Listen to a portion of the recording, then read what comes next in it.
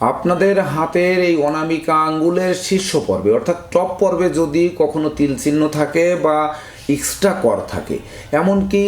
আড়াআড়ি রেখা সম্বলিত থাকে, তখন কিন্তু আপনাদের মনের চঞ্চলতা প্রকাশ পাবে, কোনো কাজে স্থিরতা থাকবে না, এমনকি ব্যবসা বাণিজ্যে মন বসবে না, কর্মস্থলে অফিস করতে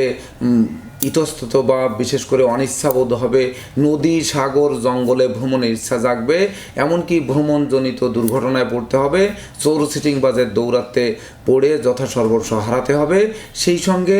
বিশেষ করে পেটের রোগ, দাঁতের রোগ, চোখের রোগে ভোগাবে। তো তখন আপনারা কি করবেন? এটি কিন্তু রবির আঙ্গুল, অনেকে ভুল করে রবির রত্ন চুনি পড়েন, তো চুনি না পরে আপনাদের এক্ষেত্রে কিন্তু চন্দ্রের মুক্তা বা মুনেস্টোন পরতে হবে অথবা খিরিকামূল পরিধান করতে হবে, তবেই না কিন্তু এই জায়গা থেকে আপনাদের বেরিয়ে আনবে বা আপনারা সুখী মানুষ রূপে পরিগণিত হবেন।